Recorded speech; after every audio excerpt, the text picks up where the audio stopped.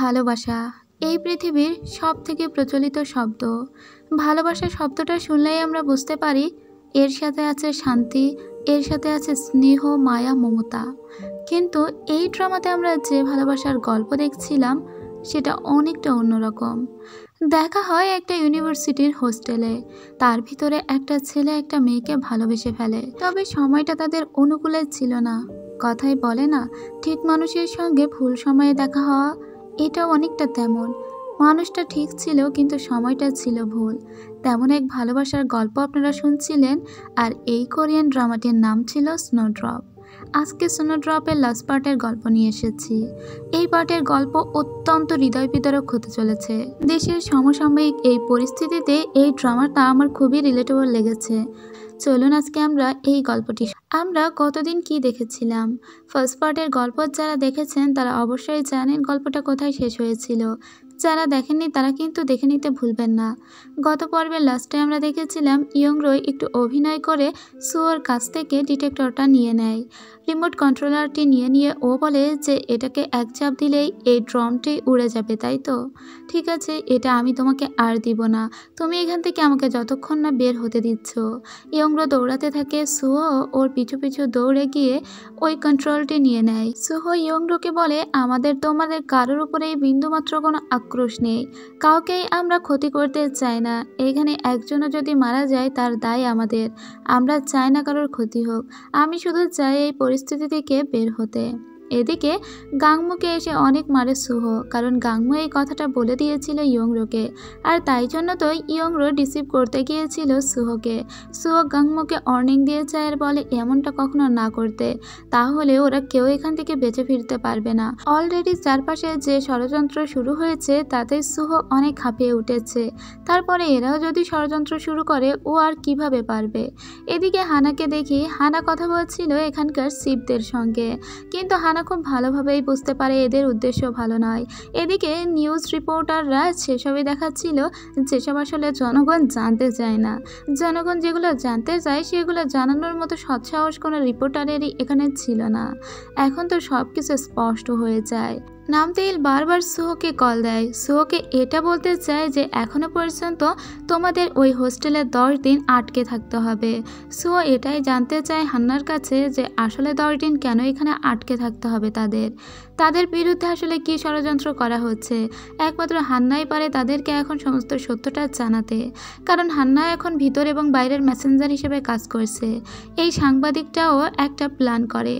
আসলে ভিতরে কি চলছে তা তো কিছু কিছু সাংবাদিক দেশকে দেখাতেই হবে, তাই না? না হলে দেশটা একদম রসাতলে চলে যাবে। ওই সাংবাদিক তখন ডেলিভারি বয় সেজে এই ক্যাম্পের ভিতরে ঢুকে পড়ে, আর এখানে একটা রেকর্ডার ফিট করে রেখে যায় চুরি করে। এখন এর ভিতরে যা কিছু কথা হবে তার সমস্ত কথাই ওই রেকর্ডারে রেকর্ড হয়ে যাবে। এই রেকর্ডারটি যে এখানে ফিট করে গিয়েছে ওই লোক তা আবার হান্নাকেও বলে দেয়। হান্না এখন গাংমুর সঙ্গে দেখা করতে আসে সুহোকে বলে। হান্না বলে বাহিরে বড়সড় কোনো ঝামেলা হচ্ছে, তবে আমি এখনো আন্দাজ করতে পারছি না, কিন্তু আমি তদন্ত করছি। এদিকে আমরা খেবুনককে দেখি, খেবুনক ওই নর্থ কোরিয়ানদের যে 1 বস্তা টাকা ছিল সেই টাকাগুলো চুরি করে নিজের কাছেই রেখে দিয়েছে, আর এটা মানদংয়ের ছেলে ভালোভাবেই জানতে পারে।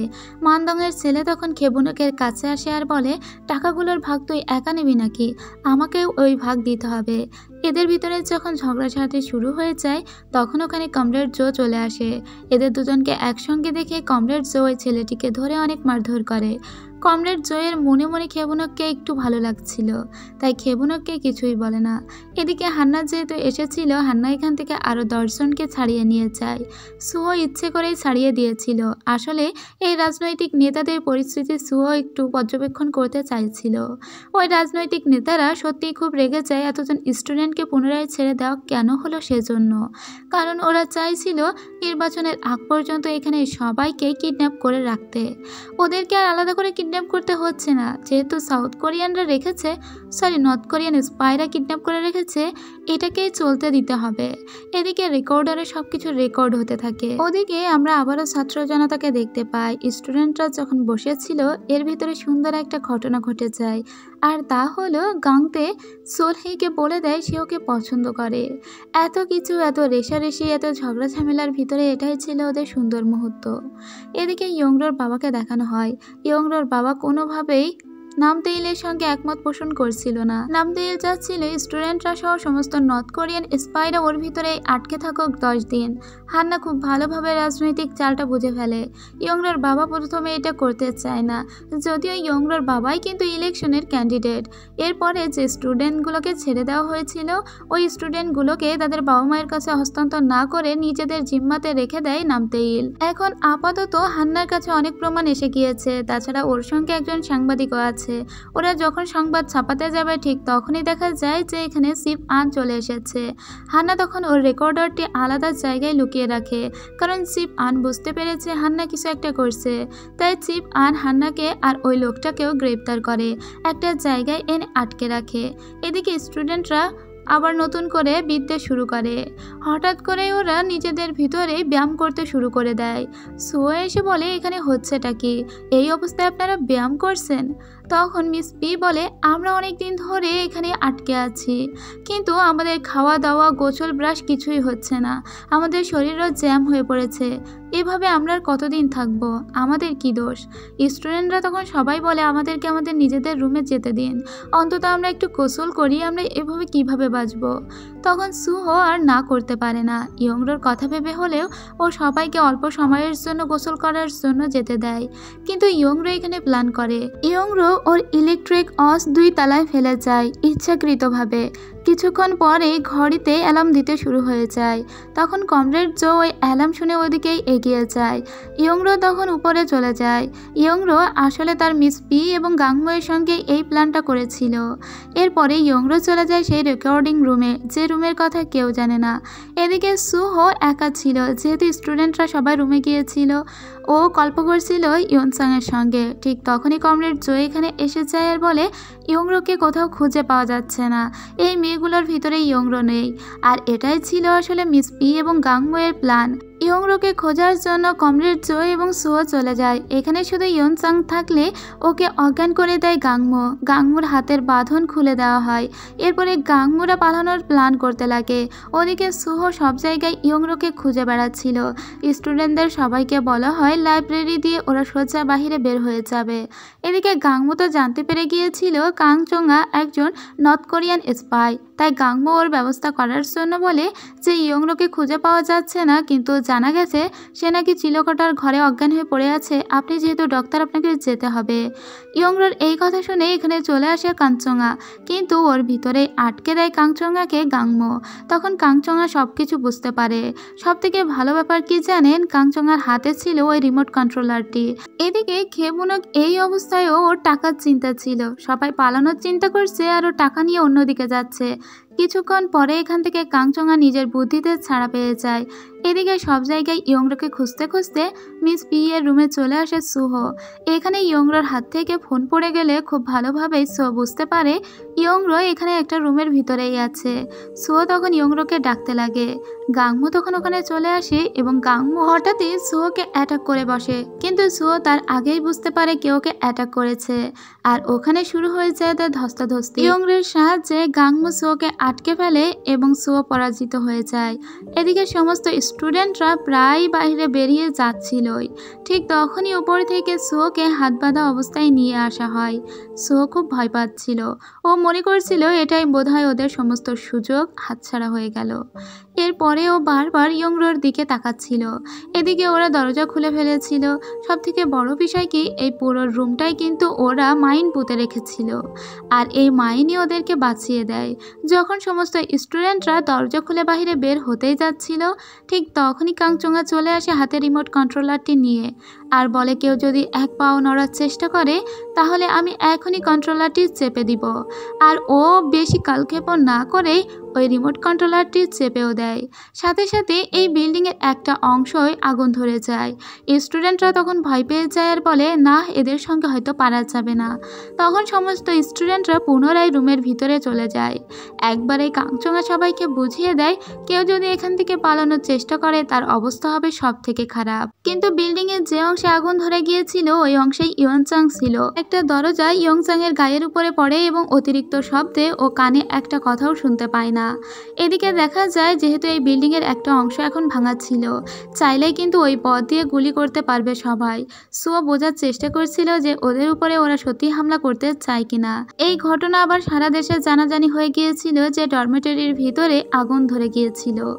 এরপরে সুহো নিচে আসে আর সবাইকে খুব ভালোভাবে বলে দেয় কোনো রকমের অন্যায় কিছু না করতে। ওরা যদি উল্টোপাল্টা করার চেষ্টা করে এখানে একটা কেউ বাঁচবে না। আর এই যাত্রায় বেঁচে গিয়েছিল কাংচঙ্গার জন্যই সুহরা। তাই সুহো কাংচঙ্গাকে ধন্যবাদ জানায় এবং এখানে স্পেশালি গাংমোকে খুব চোখে চোখে রাখা হয়। এদিকে ইয়ংরোর বাবা আবারও ইয়ংরোকে দেখার জন্য আসে যে ইয়ংরো ঠিক আছে কিনা। এবার ইয়ংরো যে ওর বাবার সঙ্গে দেখা করবে এটা নিয়ে কিন্তু ভয় পাচ্ছিল কাংচঙ্গা। ইয়ংরো যদি কোনো রকমে কাংচঙ্গার পরিচয় ফাঁস করে দেয় তাহলে বাইরে থেকে একটা তোলপাড় শুরু হয়ে যাবে। তখন সুও ওকে বাবার সঙ্গে দেখা করাতে নিয়ে এসেছিল ঠিকই, তবে সুও বারবার বলে ইয়ংরো তুমি বেশি কথা বলো না, তুমি ঠিক আছে, এটা তোমার বাবা দেখলেই শান্ত হয়ে যাবে। এমনিতেই ওরা ভীষণ রিস্কের ভিতরে আছে। তাছাড়া এদিকে কমরেড জো বন্দুক তাক করে রেখেছে ইয়ংরোর দিকে। ও যদি কাংচঙ্গার ব্যাপারে কিছু বলতেই যায় তাহলেই কমরেড জো ওকে শ্যুট করে দিবে। ইয়ংরোর বাবাকে বলে বাবা আমি ভালো আছি, বাবা তুমি চিন্তা করো না। কিন্তু ও পরের বার যখন বাবা বলে ডাক দেয় ঠিক তখনই শ্যুট শুরু হয়ে যায়। ইয়ংরোকে কোনোভাবে বাঁচিয়ে নেয় সুহো আর বলে তোমাকে বলেছি না বেশি কথা না বলতে, তুমি কেন বেশি কথা বলে নিজের বিপদ ডেকে আনছো, সাথে আমাদেরও। ওকে বাঁচাতে গিয়ে সুয়োর হাতেই বন্দুক লেগে যায়। সুও কোনো রকমে ইয়ংরোকে বাঁচিয়ে তো নেয় কিন্তু নিজে অনেক ইনজুর্ড হয়ে যায়। এরপরে ইয়ংরোকে এসে একটা জোরে থাপ্পড় দেয় কাংচঙ্গা আর বলে নিজে ডুববে আমাদেরও ডোবাবে, আর সুওকেও বকাবকি করে। এদিকে সমস্ত স্টুডেন্টদের বাবা মা এসে এখানে ভিড় করেছিল। ওদের কারোর মেয়েকে ওরা পায়নি এখনো, অনেককে কিন্তু ছেড়ে দেওয়া হয়েছে, তারপরেও কাউকে ওরা হাতে পায়নি। এদিকে সুহোর ট্রিটমেন্ট করতে লাগে কাংচঙ্গা আর সুহোকে বলে সুহো এখানে আমরা একটা মিশনের জন্য এসেছি, এখানে তুমি তোমার পার্সোনাল ফিলিংসটা একপাশে রাখলেই ভালো হয়, না হলে আমরা কিন্তু হেরে যাব, আর একবারও তুমি ভুল করার চেষ্টা করো না। সুহো তখন বলে আমি আমার সমস্ত পার্সোনাল ফিলিংস এক পাশে রেখেই কথা বলছি। এরপরে কাংমো, ইয়ংরো এবং মিস পিকে নিচের তলায় এসে বেঁধে রাখা হয়। অন্যান্য স্টুডেন্টদের সঙ্গে ওদেরকে আর রাখা হয় না, কারণ ওরা একসঙ্গে থাকলেই ষড়যন্ত্র করতে পারে। তবে সুহোকে কাংমো বলে তুমি জানো সুহো এখানে আমরা সবাই আটকে গিয়েছি, আর আমরা যদি বের হতে না পারি তোমরাও বের হতে পারবে না। সুহো তোমার অন্য কমরেডদের প্রতি আমার কোনো রকমের ভরসা নেই, আমার একমাত্র ভরসা তোমার উপরে। তুমি সঠিক বিচারটা করো, তুমি বোঝো ব্যাপারটা, এখানে আমরা কিন্তু রাজনৈতিক স্ক্যামের জন্য ফেসে আছি, তাই তুমি আমাদের সঙ্গেই হাত মিলাও। সুহো তখন ওদেরকে বেঁধে রেখে উপরে চলে আসে। ইয়ংরো রাগ করে সুহোর দেওয়া সেই নেকলেসটা ফেলে দিয়েছিল, সুহো সেটাকে তুলে নিজের কাছে রেখে দেয়। এরপরে ও ইয়নচাংয়ের সঙ্গে কথা বলতে আসে। ইয়নচাং এখন কানে একটু শুনতে পাচ্ছিল এবং ইয়নচাং ছেলেটা অনেক হাসি খুশি, আর সুহোকে ও একদম মাস্টারের মতো সম্মান করে, আর সুহো ইয়নচাংয়ের সঙ্গে একদম ভাইয়ের মতো ব্যবহার করে। এরপরে সুহো কাংচঙ্গার কাছে আসে আর বলে যে আপনার কি মনে হয় আমাদের পার্টি কি আমাদের অ্যাবান্ডন করছে না, আমাদের পার্টি কি আমাদেরকে ফিরিয়ে নিয়ে যেতে চায়? আসলে আমার তো মনে হচ্ছে না, এখানে কোনো একটা ব্যাপার অবশ্যই ঘটছে। এরপরে ও নামতেইলের সঙ্গে পুনরায় কথা বলে। নামতেইল বলে আর মাত্র 9 দিন তোমরা ওখানে আটকে থাকো, আমি নিজের দায়িত্ব করে তোমাদেরকে নর্থ কোরিয়ায় ফিরিয়ে দিয়ে আসবো। কিন্তু সুহোর এই ব্যাপারগুলো একদমই ভালো লাগে না, কারণ রাজনৈতিক চাল যে কোনো সময় উল্টে পাল্টে যায়, ওদের জীবন একদম রাডারে আছে এখন। এদিকে কাংচঙ্গা ডেকে পাঠায় কমরেড জোকে। কমরেড জোকে বলে এই মেয়েটিকে আমার কাছে নিয়ে আসো। এটা ছিল খেবুনকের প্রোফাইল। তো খেবুনককে ওর কাছে আনতে বললে ওই ছেলেটি জিজ্ঞেস করে খেবুনককে কেন লাগবে। তখন কাংচঙ্গা বলে খেবুনককেই বলবো স্টুডেন্টদেরকে নজরদারিতে রাখতে, কারণ তুমি এখন থেকে সুহোর উপরে নজরদারি করবে। তখন কাংচঙ্গাকে কমরেড জো বলে সুহোর উপরে কেন নজরদারি করতে হবে, আপনিও কি সুহোকে অবিশ্বাস করছেন? আসলে আমাকে এখানে কেন পাঠানো হয়েছে আপনি জানেন? আমাকে নর্থ কোরিয়া থেকে এজন্য পাঠানো হয়েছে যাতে সুহো যদি উল্টোপাল্টা কিছু করে যেন আমি ওকে মেরে দিই। আমার সুপারভাইজার আমাকে সেই আদেশ দিয়ে পাঠিয়েছে। এই কথা শুনে কাংচঙ্গা অবাক হয়ে যায় আর বলে কে হতে পারে সুপারভাইজার যে সুয়োকে মারতে চায়? আর সুয়োকে কেন মারতে চাইবে? সুয়ো একটা দেশপ্রেমিক ছেলে। সুয়ো কখনো কারোর ক্ষতি চায় না। ইভেন এখন ওদের পার্টির যে চেয়ারম্যান আছে সে নিজেও সুয়োর ক্ষতি চায় না। এমনকি সুয়ো ওই লোকেরই ছেলে। তাহলে কে মারতে চায়? আসলে এই ডেপুটি চেয়ারম্যান মারতে চায় সুয়োকে। এই মহিলা চায় এখান থেকে সুয়োর বাবাকে সরিয়ে নিজের চেয়ারম্যান হতে। আর সুয়োর বাবাকে সরাতে গেলে আগে সুয়োকে সরাতে হবে, কারণ সুয়ো ওই লোকের ডান হাত। এই মহিলা একা ষড়যন্ত্র করে শুধু শুধু সাউথ কোরিয়াতে পাঠিয়েছিল কমরেড জোকে এই আদেশ দিয়ে যখনই সুয়ো উল্টোপাল্টা কিছু করবে তখনই যেন তাকে শ্যুট করে দেওয়া হয়। এরপরে আমরা খেবুনককে দেখি। খেবুনককে নিয়ে আসা হয় কাংচঙার কাছে। কাংচঙা খেবুনককে বলে, তুমি আমাদের টাকা চুরি করেছো। সেটা কি ভেবেছো আমি জানি না? তোমার সাহস হয় কি করে আমাদের টাকা চুরি করার? কিন্তু তোমার সাহস যেহেতু আছে তখন তোমাকে এখন আরেকটা কাজ করতে হবে। সমস্ত স্টুডেন্টদের নজরদারিতে তুমিই রাখবে। কিন্তু এটাতে খেবুনক রাজি হয় না, কারণ ও যদি একবার এই কাজ করে তাহলে ও নর্থ কোরিয়ান স্পাইদের সঙ্গে হাত মেলানোর জন্য ট্যাগ পেয়ে যাবে। তখন কাংচঙা ওকে টাকা অফার করে আর বলে, টাকা তো সবার জীবনেই প্রয়োজন, বলো তোমার কিচ্ছু হবে না, কেউ জানবে না, তুমি শুধু রাজি হয়ে যাও। খেবুনক লোভে পড়ে রাজি হয়ে যায়। এদিকে আমরা আরও একটা ব্যাপার জানতে পারি মিস পি এর সম্পর্কে। মিস পি খুব সাধারণ একটা মানুষ ছিল, কিন্তু চিফ আন তাকে একবার স্পাই বানিয়ে দিয়েছিল, কারণ মিস পি এর যে লোকের সঙ্গে বিয়ে ঠিক হয়েছিল ওই লোক কোনো একটা কারণে সাউথ কোরিয়া ছেড়ে নর্থ কোরিয়াতে গিয়েছিল। সেখান থেকেই ওর ফিয়ন্সিকে সন্দেহ করা হতো, আর মিস পিকে ওরা বানিয়ে দিয়েছিল এজেন্ট, যেন নর্থ কোরিয়া থেকে সমস্ত খবর সাউথ কোরিয়াতে সাপ্লাই করে। এজন্যই তো চিফ আনকে খুব ভালোভাবেই মিস পি চেনে। আর সেই ভুলটা আবারও করে গেল খেবুনক। ধরেন খেবুনক ঠিক যেভাবে এখানে স্পাই হয়ে গেল, যেভাবে ওদের সঙ্গে হাত মেলালো, এরকমই একটা ব্যাপার একসময় মিস পি এর সঙ্গে ঘটে গিয়েছিল। তার কনসিকুয়েন্সেস মিস পি আজও ভোগ করে।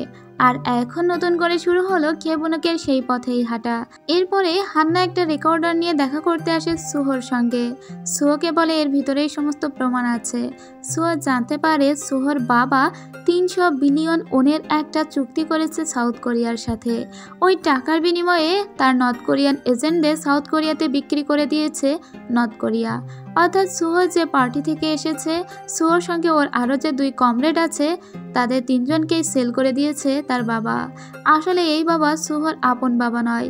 সুহো একবার রাস্তায় না খেতে পেয়ে অনেক কান্নাকাটি করছিল, তখন ওই লোকটি সুহোকে আশ্রয় দিয়েছিল।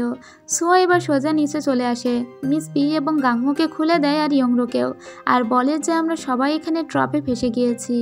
এরপরে সুহো সোজা গাংমোয়ের সঙ্গে হাত মিলায় আর বলে, আমাদের সবাইকে এখান থেকে বের হতে হলে একজোট হয়ে কাজ করতে হবে।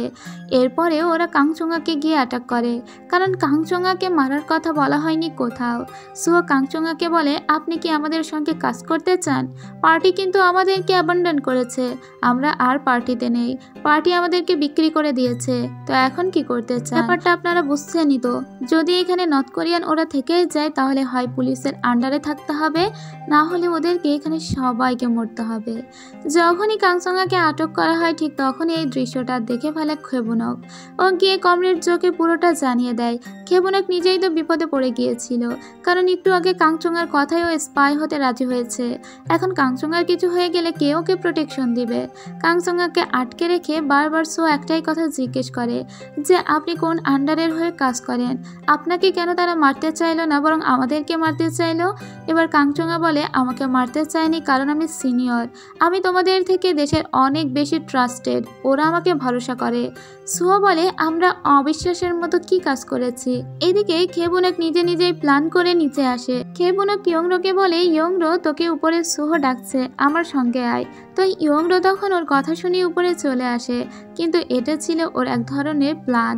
মূলত এখানে কমরেড জোকেও আটকে রেখেছিল সুহো এবং গাংমো, কারণ কমরেড জো এর যে সিক্রেট কোড আছে সেই সিক্রেট কোড থেকে সুহো অলরেডি জানতে পেরেছে যে এখানে কমরেড জো একটাই মিশন সাকসেস করার জন্য এসেছে, আর তা হলো সুহোকে মারা। এখন এটা কমরেড জো নিজেও স্বীকার করে আর বলে, হ্যাঁ আমি এখানে তোমাকে মারতেই এসেছি। পার্টি আমাকে সেই কাজের জন্যই পাঠিয়েছে। সুহো বুঝতে পারে ও কোণঠাসা হয়ে পড়ছে এবং এখন যদি এদেরকে সুহো কন্ট্রোল করতে না পারে সুহো বেঁচে ফিরতে পারবে না। সুহো দেশে বেঁচে ফিরতে না পারলে ওর বোনটাও মারা যাবে। নর্থ কোরিয়ার ব্যাপার স্যাপার তো আপনারা জানেনই। এদিকে ইয়ংরকে জিম্মি করে নিয়ে এসেছিল খেবুনক। খেবুনক বলে এখনই যদি কাংচঙ্গাকে ছেড়ে না দেওয়া হয় তাহলে আমি ইয়ংরোর মাথার খুলি উড়িয়ে দিব। তাই তোমরা ভুল করো না, আমি কিন্তু ভয় পাই না। তখন সুহো বলে ঠিক আছে, তুমি এর আগে কখনো মানুষ মেরেছ? তুমি জানো মানুষ মারার ভয়ানক যন্ত্রণা? মানুষ মারলেই সব কিছু শেষ হয়ে যায় না, ওই আত্মা তোমাকে সারা দিন রাত তাড়িয়ে বেড়াবে। ঠিক তখনই ওখানে চলে আসে মিসপি আর বলে খেবুনক তুই কি করছিস? তুই পাগল হয়ে গিয়েছিস? গুলি করবি তুই? গুলি চালালে তুই আমার বুকে গুলি চালা, পাগলের মতো আচরণ করিস না। তখন খেবুনক সত্যিই গুলি চালিয়ে দেয়, তবে ওই বন্দুকের ভিতরে কোনো গুলিই ছিল না। খেবুনক তখন কাঁদতে লাগে, কারণ কাংচঙ্গা ওকে একটা পিস্তল দিল, সেটাও কিনা ব্লাঙ্ক ছিল। এদিকে আবারও বিভিন্ন রকমের ষড়যন্ত্র অলরেডি শুরু হয়ে গিয়েছে, কারণ এরা স্বয়ং যে প্রেসিডেন্ট আছে কোরিয়ার তার সঙ্গেও কথা বলছে। সবকিছু হাতের বাহিরে চলে যাওয়ার আগেই কিছু একটা করতে হবে। খেবুনককে যথাযথ শাস্তি স্বরূপ ওকে এখানেই আটকে রাখা হয়, কিন্তু খেবুনককে কী বা শাস্তি দেওয়া হবে? তবে স্টুডেন্টরা খুব ক্ষেপে যায়, বলে ওরা এখান থেকে বের হতে পারলে খেবুনককেই সব থেকে বেশি করে শাস্তি দিবে। এরপরে আমরা একটা দৃশ্য দেখতে পাই যেটা কাংচঙ্গা বসে বসে কল্পনা করছিল।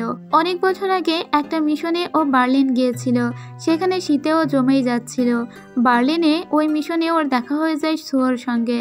ওই রাত্রে সুহোর জন্যই কাংচঙ্গা বেঁচে গিয়েছিল।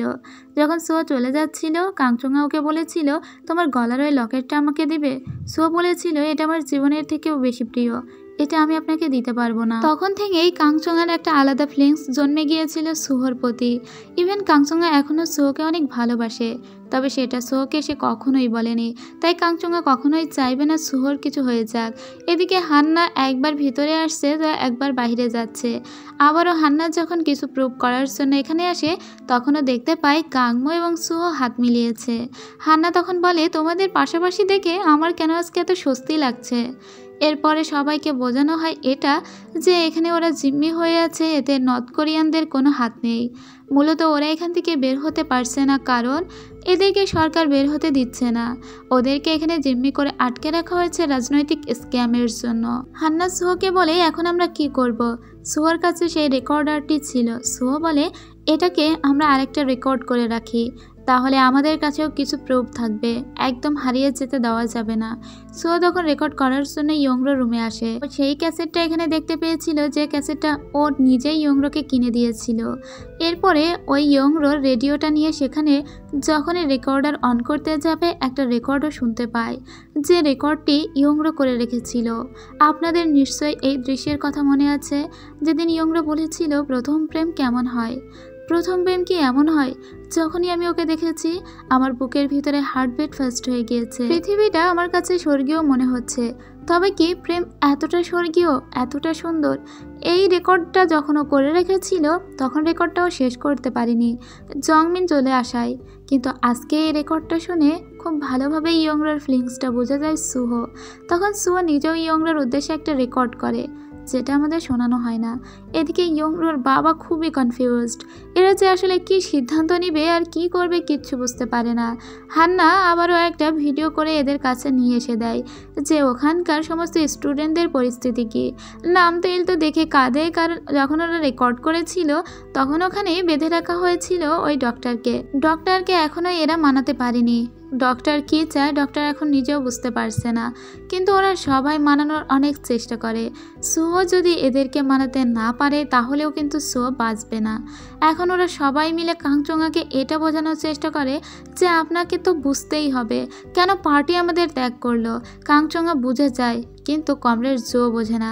কিছুক্ষণ পরে কাংচঙ্গা বলে আমি তোমার সাথেই আছি সুহো। কমরেড জো এর সঙ্গে কথা কাটাকাটি করে সুহো সেই চিলিকোঠার রুমে চলে যায়। সেখানে গিয়েও মন খারাপ করে দাঁড়িয়েছিল। ইয়ংরো তখন ওর পিছু পিছু আসে আর সুহোকে বলে তুমি জানো এই যে কফি মেকারটা এটা আমার মা রেখে গিয়েছিল মৃত্যুর আগে। এই কফিটা পান করলে তোমার যত খারাপ স্মৃতি আছে সেই সমস্ত স্মৃতিগুলো তুমি ভুলে যেতে পারবে। তাই এখন থেকে মন খারাপ করো না, এই কফি পান করো আর যে খারাপ স্মৃতিগুলো আছে তার সবগুলো ভুলে যাও। দাঁড়াও, আমিও পান করি আর আমিও সমস্তটা ভুলে যাই। আচ্ছা, আজকে আমি কি ভুলবো? তোমার সঙ্গে যেদিন আমার ওই বুক স্টোরে দেখা হয়েছিল, আমি বেসুরো গলায় গান গেয়েছিলাম, আমি সেটা ভুলে গেলাম। সো তখন হেসে বলে, কিন্তু আমি তো ভুলিনি। তখন ইয়ংরো বলে, তাহলে তুমিও কফিটা পান করো আর ওই স্মৃতিটাকে ভুলে যাও। তখন সো বলে, ওই স্মৃতিটা আমি কখনোই ভুলবো না, কারণ ওটা আমার কাছে অনেক দামি একটা স্মৃতি। তারপরে সুও যখন কফিটা পান করে তখন ইয়ংরো বলে, এই চুমুকের সাথে তুমি কি ভুলে গেলে? তখন সুও বলে, তোমার গলায় আমি পিস্তল ধরেছিলাম, আমি সেটা ভুলে গেলাম। তোমার মাথায় আমি পিস্তল ধরেছিলাম, আমি সেটা ভুলে গেলাম। তোমার সঙ্গে খারাপ ব্যবহার করেছিলাম, সেটা ভুলে গেলাম। তখন ইয়ংরো বলে, ওগুলো আমিও ভুলে গিয়েছি। এরপরে সুও নিজে হাতে ইয়ংরোর মুখে কফি কাপটা তুলে দিয়ে বলে, তাহলে তুমি এটাও ভুলে যাও। এটা বলে সুহো ইয়ংরোকে কিস করে। আর কত এই টেনশন, এখন একটু ভালোবাসাবাসিও হোক। আর এই দৃশ্যটাই ছিল এই ড্রামার সব থেকে স্বস্তির দৃশ্য। যাই হোক, এদিকে হান্না নিজের কাজে নেমে পড়ে। হান্না ওর কাছে রেকর্ডারগুলো সব স্টেশনে চুরি করে রেখে আসতে লাগে। এখন ওই নিউজ পোর্টালগুলো যদি ওগুলো ছাপিয়ে দেয় বা ওইগুলো ভিডিও দেখায় বা অডিও শোনায়, তাহলেও কিন্তু দেশের মানুষ জানতে পারবে দেশের ভিতরে কি রাজনীতি চলছে। এরপরে সো কাংসুঙার সঙ্গে দেখা করতে এলে কাংসুঙা বলে ওকে 1 কাপ কফি বানিয়ে দিতে। যখন সো কফিটা বানাতে যাচ্ছিল তখনই কাংসুঙা সোকে অ্যাটাক করতে যায়। সো এটা ধরে ফেলে ওই অ্যাটাক করার বস্তুটা কাংসুঙার হাতে দিয়ে বলে, আপনি আমাকে মারতে চান তাই তো? ঠিক আছে, আপনারা সবাই যদি আমাকে মারতেই চান, আমাকে মেরেই ফেলুন। আমার বাবা পর্যন্ত আমাকে মারতে চাইছে, আপনারা কেনই বা থেমে থাকবেন? তখন অবাক হয়ে যায় কাংসুঙা আর বলে, কি, পার্টির চেয়ারম্যান তোমার বাবা? তোমার বাবা কেন তোমাকে মারতে চায়? তখন কিছুই বুঝতে পারে না সুহো। তখনই কাংচুঙা থেমে যায়। কাংচুঙা বুঝতে পারে ভিতরেও কিছু রহস্য আছে। যদি চেয়ারম্যান সুহোর বাবাই হবে, সুহোকে কেন মারবে? কাংচুঙা তখন একদম গলে যায় আর সুহোর সঙ্গে একাত্মতা প্রকাশ করে সম্পূর্ণভাবে। সুহোকে বলে যে আমি তোমার সাথেই আছি। এখন ওরা নিজেরাই একটা প্ল্যান করে। এই প্ল্যানটা ছিল নামতেইলকে ঘিরে। এদিকে ইয়ংরো প্রেয়ার রুমে এসে বসে বসে প্রে করছিল। তখন সুও ওর পাশে এসে বলে যে আমি যদি তোমার গডের কাছে প্রে করি তাহলে উনি কি শুনবেন? ইয়ংরো তখন বলে, কিছু কি হয়েছে? কোনো খারাপ কিছু? তুমি এত ভেঙে কেন পড়েছো? কিচ্ছু হবে না, দেখবে আমরা সবাই এখান থেকে একসাথে বের হয়ে যাব। এদিকে হান্না তো লড়াই করেই চলেছে। মেয়েটা অনেক বোল্ড। পরের দৃশ্যে আমরা দেখতে পাই সোলহিকে। সোলহিরা কোনো রকমে একটু সুযোগ পেয়ে 4 জন মিলে পালানোর চেষ্টা করছিল, কিন্তু ওরা জানেও না কি বিপদ আসতে চলেছে, কারণ ইতোমধ্যেই নামতেইল ঘোষণা করে দিয়েছিল ওরা এক্ষুনি এই ডরমেটরিতে আক্রমণ করবে। আর যেহেতু সুও এটা বুঝতে পেরেছিল যে নামতেইল কিছু করতে চলেছে, তখন গুটিটা ওরা কাজে লাগায় কাংচুঙাকে দিয়ে। কাংচুঙা সুওকে বলে, এই মুহূর্তে আমি তোমাকে সব থেকে বেশি হেল্প করতে পারবো। নামতেইল আজকে রাত্রেই হয়তো এই ডরমেটরিতে আঘাত হানবে। আসলে রাজনৈতিক নেতাবিন্দু যে কি আছে ওরা নিজেও জানে না। একবার এই করতেছে তো আর একবার ওই, একবার এখানে হামলা করবে আর একবার বলতেছে তোমরা থাকো। কত ঝামেলাই যে হচ্ছে তা কিচ্ছু বোঝা যায় না। তাই তো আবারও ইয়ংরোর বাবাকে কল দেয় সুহো আর বলে, আপনারা আসলে চাইছেনটা কি? সুহোর বাবা বলে, আমি তোমাদের ক্ষতি চাই না, আমি চাই তোমরা সসামান্যে এখান থেকে বের হয়ে যাও। এরপরে ইয়ংরো বলে, আমার বাবার সঙ্গে আমাকে একটু সামনাসামনি কথা বলতে দাও, আমি আমার বাবাকে বুঝিয়ে বললে আমার বাবা নিশ্চয়ই তোমাদের খারাপ চাইবে না। তাই সুহো বলে, ঠিক আছে, তাহলে আমরা ওই যে কুড়ে ঘরের সামনে দিয়েই তোমার বাবার সঙ্গে তোমাকে দেখা করিয়ে দিব। আর সাথে সাথেই ওর বাবা চলে আসে সম্পূর্ণ একা। ইয়ংরো ওর বাবাকে বলে, বাবা তুমি ভুলে যেও না, আমরা কিন্তু এখানে সবাই আটকে আছি, অনেক স্টুডেন্ট। আমি না হয় তোমার মেয়ে, তাই তুমি এই ডরমিটরিতে আঘাত করছো না, কিন্তু এখানে আরও অনেক মেয়েই আছে, তারাও তো কোনো না কোনো বাবা মায়েরই সন্তান। এখানে এই নর্থ কোরিয়ান স্পাইরা আমাদের সঙ্গে কোনো খারাপ ব্যবহার করছে না, তুমি শুধু ওদেরকে বের করার ব্যবস্থা করো বাবা, তাহলে আমরাও বের হতে পারবো। তুমি আমার এই অনুরোধটুকু রাখো, তুমি তো ANSP এর ডিরেক্টর, এখন যদি তুমি এটা না করতে পারো তাহলে আর কে করবে? কিন্তু ইয়ংরোর বাবার প্ল্যান ছিল ইয়ংরোকে কোনোভাবে এখান থেকে টেনে নিয়ে চলে যেতে, তাহলে হয়তো কোনো ঝামেলা থাকবে না। কিন্তু ইয়ংরো কোনোভাবে এটা করবে না। ইয়ংরো যখন বুঝতে পারে ওর বাবার প্ল্যান আছে সুওকে মারার, তখনই ও ঘিরে দাঁড়ায় সুওকে আর বলে, কোনোভাবেই তুমি সুওকে মারতে পারবে না, সুওকে মারতে গেলে আগে আমাকেই মারতে হবে। তখন ওখানে যত পুলিশ ছিল তারা ফায়ারিং শুরু করে দেয়। ইয়ংরোর বাবা ফায়ারিং আটকাতে বললেও কেউ শোনে না, কারণ নামতেইলই ওদেরকে ফায়ার করতে আদেশ দিয়েছিল। নামতেইলের উদ্দেশ্য ছিল যেভাবেই হোক ফায়ার করে ইয়ংরোর বাবাকে মেরে ফেলা, আর সেটাই হয়। ইয়ংরার বাবার গায়ে গুলি লেগে যায়, কারণ নামতেইল চায় এই ইলেকশনটা জিতলেও যেন নামতেইলই রাজত্ব করতে পারে। খুব ঝামেলা শুরু হয়ে যায়। যখন ইয়ংরা ভিতরে আসে, ইয়ংরা বুঝতে পারে ওর বাবা মারাত্মকভাবে অসুস্থ। এদিকে ছেলেমেয়েরা সবাই বুঝতে পারে যে কিছু একটা আজকে রাত্রে ঘটতে যাচ্ছে। যেহেতু ইয়ংরার বাবাকে গুলি করা হয়েছিল, তাই নামতেইল খুব সহজেই এখন এই ডরমিটরিতে আঘাত করবে। এটা সুয়া নিজেও বুঝতে পেরে এখন কাজে লাগায় কাংচঙাকে। যখনই এখানে নামতেইল নিজে মাঠে নামে, ওর সৈন্যগুলোকে নিয়ে ব্রেক করে ভিতরে ঢুকে, ঠিক তখনই বেঁধে যায় তোলপাড়। এখানে টিয়ার গ্যাস চালনা শুরু হয়ে যায়, কিন্তু কোন পাশ দিয়ে ওরা আক্রমণ করছে তা সুয়া বুঝতে পারে না। তবে বুঝতে পেরেছিল সলহি এবং হেরিয়ং ওদের জন্য, কারণ ওরা এই সুযোগে পালাতে চাইছিল। ওরা যে পথ দিয়ে পালাতে যাচ্ছিল ঠিক সেই পথেই আক্রমণটা হয়। সুয়া ওদের কোনো রকমে বাঁচিয়ে ফিরিয়ে নিয়ে যায়, কিন্তু তারপরে সুয়া করে মাস্টার প্ল্যান। যখন এখানে অনেক ধোঁয়া ছিল, কিছু দেখা যাচ্ছিল না, তার ভিতরেই সুয়া কাংচঙার গায়ে বুলেট বেঁধে নিয়ে আসে সামনে। কাংচঙা একজন নর্থ কোরিয়ান স্পাই ছিল, এটা তো আর নামতেইল জানতো না। কাংচঙা অভিনয় করে বলে যে ওরা আমাকে খুব শাস্তি দিচ্ছে, তুমি এখানে ব্রেক করেছো, এরা তো আমাকে মেরে ফেলবে, তুমি এদের উপরে কোনো আক্রমণ করো না, না হলে এই কন্ট্রোলারে ওরা যদি চাপ দেয় তাহলে আমি মরে যাব, তুমি আমাকে বাঁচাও সোনা, আমি এখানে কি করব, আমি খুব কষ্টে আছি, আমি থাকতেই পারছি না, তুমি আমাকে এখান থেকে বের করে নিয়ে যাও। এটা বলে কাংচঙা অনেক অভিনয় করে কাঁদতে লাগে। নামতেইল কি করবে, বেচারা হিরোর মতো এখান থেকে ব্যাক করে চলে যায়। ভালোবাসা সুহা ইয়ংরার কোথায় ছিল? ভালোবাসা তো ছিল এই ডাক্তারের প্রতি নামতেইলের। আহারে, সব কিছু ভেস্তে যায়। এদিকে ইয়ংরার বাবাকে হাসপাতালে ভর্তি করা হয়েছিল। ইয়ংরার বাবার উপরে নজর রাখছিল হান্না, তাই তো নার্স সেজে ওই হাসপাতালের ভিতরে ঢুকে যায়। এদিকে কাংচঙাই এখন সমস্ত কিছু প্ল্যান করতে লাগে। কাংচঙা বলে আমাকে এখান থেকে বের হতে হবে, কারণ নামতেইলকে আমি খুব ভালোভাবে চিনি। উত্তর কোরিয়ার সাথে তোমাদের দেশে 300 বিলিয়ন ওনের চুক্তি হয়েছে। এখন কোনোভাবে ওই টাকাটা যদি আমি হাতিয়ে নিতে পারি তাহলে আমরা কেউ মারা যাব না, তাই এখান থেকে আমাকে বাহিরে বের হতে হবে। সুও তখন বলে এখান থেকে বাহিরে বের হলে আপনি কি ফিরে আসবেন? কাংচঙা বলে তুমি আমাকে ভরসা করো না সুহো? ঠিক আছে, তুমি যদি ভরসা নাই করো তাহলে তোমার কাছে অন্য কোনো প্ল্যান কি আছে? ইয়ংরার বাবা যেহেতু এখন গুরুতর অসুস্থ হয়ে হাসপাতালে ছিল, তাই ইয়ংরার সৎমা চলে আসে এই ক্যাম্পে এসে বলে যেহেতু আমার স্বামী এখন নেই, তাই এই ক্যাম্প আমিই চালাবো। কারণ ইয়ংরার সৎমা খুব ভালোভাবেই বুঝেছে যে তার স্বামীকে নামতেইলেই গুলি করেছে, আর নামতেইলের উদ্দেশ্য একদমই ভালো নয়, তাই নামতেইলকে ছেড়ে দেওয়া যাবে না। এদিকে সুও পড়েছিল এক উভয় সংকটে যে ও কী করবে।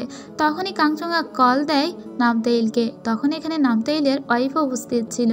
কাংচঙা বলে আমি এখানে খুব কষ্ট পাচ্ছি, আমি চুরি করে তোমাকে কল করছি, হানি তুমি এখান থেকে আমাকে বের করে নিয়ে যাও, আমি আজকে রাত্রেই পালানোর চেষ্টা করছি। এখানে তখন নামতেইলের স্ত্রী বলে আমার স্বামী ফিসফিস করে এত কার সঙ্গে কথা বললো, বুঝতে তো পারে না যে স্বামীর এদিকে আর একটা লিটল ফক্স আছে। এরপরে কাংচঙা বলে আমি সুয়া চলে যাচ্ছি, তুমি আমাকে এরকম কোনো একটা কারণ দেখাও যার জন্য আমি ফিরে আসবো। সুয়া বুঝতে পারে কাংচঙা আসলে ভালোবাসার কথা বলছে। যদি সুয়া কাংচঙার সঙ্গে অন্য কোনো দেশে চলে যেতে রাজি হয় তাহলে কাংচঙা এখানে ফিরে আসবে, কিন্তু সুয়া এই কথাটা দিতে পারে না। সুয়া বলে আমি অন্য কাউকে ভালোবাসি, তাছাড়া আমাকে আমার দেশে ফিরে যেতে হবে, না হলে আমার বোনটা বাঁচবে না। কাংচঙা বলে তুমি তোমার ইগো থেকে নড়বে না, ঠিক আছে, তুমি ভরসা রাখো, আমি ফিরে আসবো। এরপরে ও ওখান থেকে বের হয়ে যায়, কিন্তু গাংমো হান্নাকে বলে দেয় যে তুমি সার্বক্ষণিক কিন্তু নজর রাখবে কাংচঙার উপরে, কারণ হান্না এবং গাংমো দুজনের কেউই খুব ভালোভাবেই বিশ্বাস করতে পারছে না কাংচঙা টাকা নিয়ে এখানে ফিরে আসবে। অতগুলো টাকা পেলে কেউ কি আবার বাঘের ডেরায় ফিরে আসে না তো। কাংচঙা খুব ভালোভাবেই ফিরে এসেছিল, কিন্তু হান্না অলওয়েজ ওদেরকে ফলো করছিল। এইখানে হান্না যখন লুকিয়েছিল তখন এদের লাভি ডাবি প্রেম দেখে তো ওর গা গোলাচ্ছিল, কারণ এখানে ওরা দুজন এত ন্যাকামি করছিল কি আর বলবো। যাই হোক, এসব ন্যাকামি তো কাংচঙাকে করতেই হতো। এরপরে কাংচঙা মিশনে নেমে পড়ে। কাংচঙা একজন জ্যোতিষীর কাছে আসে। ওই জ্যোতিষীও ছিল একজন নর্থ কোরিয়ান স্পাই। জ্যোতিষীকে ও কিছু একটা কাগজপত্র দিয়ে যায় আর বলে এই অনুযায়ী কাজ করবে। এরপরে দেখি ওই জ্যোতিষীর কাছে চিপ আনের ওয়াইফ গেছে। আসলে এই জ্যোতিষীর কাছে ওই 3 জন আসতো। জ্যোতিষী চিপ আনের ওয়াইফকে বলে আপনি এখান থেকে বাড়ি যাওয়ার সাথে সাথে দেখবেন আপনার বাড়িতে একজন বিদেশি এসেছে, সে অনেক বড় একটা কোম্পানির ডিরেক্টর, সে চাইবে আপনি তার সঙ্গে পার্টনারশিপে অংশগ্রহণ করুন। আপনি যদি তার সঙ্গে পার্টনারশিপে যান তাহলে 2 দিনের ভিতরেই আপনি কোটি কোটি টাকার মালিক হয়ে যাবেন। আর ওই জ্যোতিষীকে খুব বেশি বিশ্বাস করতো চিপ আনের ওয়াইফ, চিপ আনের ওয়াইফ বাড়িতে এসে দেখে সত্যি লিন্ডা নামের একটা মেয়ে এসেছে ওদের বাড়িতে, আর এই মেয়েটা ছিল একজন বিদেশি। চিপ আনের ওয়াইফ তখন ওই জ্যোতিষীর কথা অক্ষরে অক্ষরে বিশ্বাস করে আর বলে, আপনি কি জন্য এসেছেন? লিন্ডা বলে, আমি আমেরিকার অনেক বড় একটা কোম্পানি থেকে এসেছি, আমি আপনাদের বিজনেস সম্পর্কে জানতে পেরেছি। চিপ আনেরও কিন্তু বিজনেস ছিল, তো আপনি যদি আমার সঙ্গে পার্টনারশিপে থাকেন তাহলে আপনি অনেক বেনিফিট পাবেন। এবার হাত মিলিয়ে নেয় খুব সহজেই লিন্ডার সঙ্গে ওই মহিলা, কারণ জ্যোতিষী তো বলেছিল। এদিকে ইয়ংডোর বাবাকে দেখে ইয়ংডোর বাবা কিন্তু একদম সুস্থই ছিল, কিন্তু অসুস্থতার অভিনয় করে সেখানে পড়েছিল আর স্ত্রীকে দিয়ে সমস্ত কাজগুলো হাসিল করিয়ে নিচ্ছিল, কারণ এরা নামতেইলের ষড়যন্ত্র খুব ভালোভাবেই বুঝতে পেরেছে। তাই তো নামতেইলকে কোনোভাবেই ইয়ংডোর বাবা যে সুস্থ আছে সেটা জানতে দেওয়া যাবে না। দৃশ্যের পরিবর্তন হয়, আমরা দেখি যে কাংচোঙা ওই লিন্ডার সাথেই কথা বলতে বলতে যাচ্ছে, অর্থাৎ লিন্ডা কাংচোঙারই লোক। যখন কাংচোঙাও তার বেশভূষা সব পরিবর্তন করে একটা জায়গায় যাচ্ছিল তখন ওর সন্দেহ হয় কেউ ওকে ফলো করছে। এবার যে রুমে ওদের কথা হওয়ার কথা ছিল ঠিক সেই রুমে ও একটা ডিটেক্টর নিয়ে আসে। ও বুঝতে পারে যে এখানে কেউ একজন কোনো রেকর্ডার ফিট করে রেখে গিয়েছে। কাংচোঙা খুব সহজেই ওই রেকর্ডারটি পেয়ে যায় এবং বাইরে এসে দেখে যে অলরেডি হান্না এখান থেকে চলে গিয়েছে। তবে কাংচোঙার বুঝতে বাকি থাকে না এইগুলো হান্নারই কাজ। এরপরে আমরা লিম সুহোকে দেখি। সুহো ইয়ংরোর কাছে এসে বসেছিল। ইয়ংরো এখানে ওর বাবার জন্য প্রার্থনা করছিল। ইয়ংরোর সঙ্গে ও বেশ মিষ্টি করে কিছু কথা বলে। ও যদি খুব সাধারণ কেউ হতো তাহলে হয়তো ও সিঙ্গার হতো। ওদের দুজনেরই যদি এই ক্রান্তিকালে দেখা না হতো হয়তো গল্পটাও অন্যরকম হতে পারত। এখন তো জীবন মরণের প্রশ্ন, যদিও এখন জীবন মরণের প্রশ্ন, কিন্তু বেঁচে থাকতেও ওরা এক হতে পারবে না কখনো। এদিকে নামতেইল সরাসরি এখন যোগাযোগ করে সোই ইরানের সঙ্গে, যে নর্থ কোরিয়ার ওই যে ডেপুটি চেয়ারম্যান, এবং ওরা টাকার ব্যাপারেই কথা বলছিল। এদিকে আমরা চিপ আনকে দেখি। চিপ আনের ওয়াইফ চিপ আনকে বলে যে আমরা যদি একটা পার্টনারশিপে যাই লিন্ডার সাথে তাহলে আমরা কোটি কোটি টাকার মালিক হব, কিন্তু এখন আমাদের 300 বিলিয়ন ওন লাগবে ওই পার্টনারশিপে অংশগ্রহণ করতে। তুমি কোম্পানির ফান্ডের যে টাকাটা আছে, যেটা নর্থ কোরিয়ায় দেওয়ার কথা, ওই টাকাটা আপাতত দাও, কারণ আমি মাত্র 2-3 দিনের ভিতরেই তার দ্বিগুণ টাকা তোমাকে ফেরত দিতে পারবো। দেখো ওরা আমাকে সার্টিফিকেটও দিয়ে গিয়েছে আর একটা পাসওয়ার্ডও দিয়ে গিয়েছে। তাই তো চিপ আনও আর বেশি খোঁজখবর না নিয়ে রাজি হয়ে যায়। টাকার লোভ কার না থাকে। এরপরে লিন্ডার সঙ্গে ওদের কন্ট্রাক্টও সাইন হয়ে যায়। তবে লিন্ডা যাওয়ার আগে এই মহিলাকে একটা ডায়মন্ড রিং দিয়ে যায়। সমস্ত কিছু শেষ হয়ে যায়, মহিলা সাইনও করে দেয়।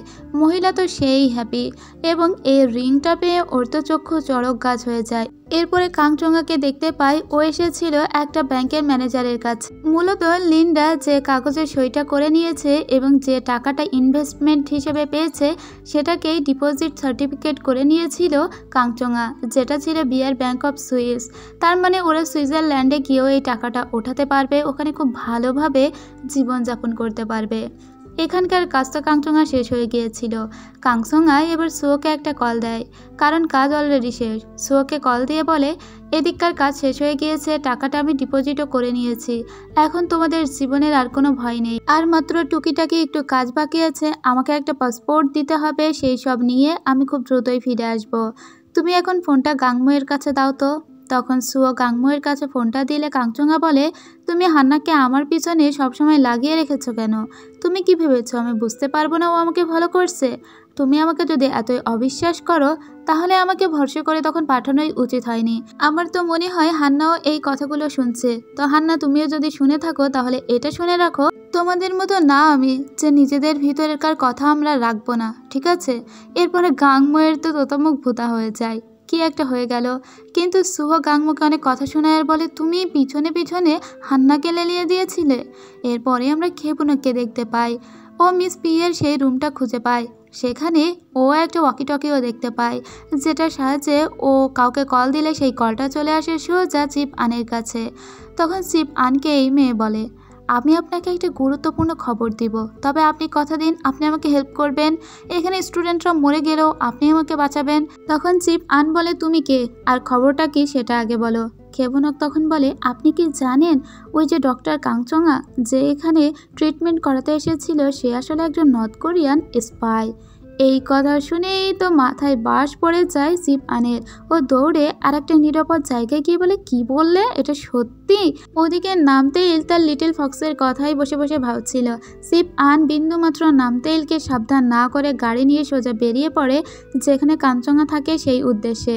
এদিকে হান্না দেখে বুঝতে পারে যে অলরেডি চিপ আন মনে হয় কিছু বুঝতে পেরেছে। ভাগ্যিস হান্না ফলো করছিল, তাই তো এটা বুঝতে পারলো।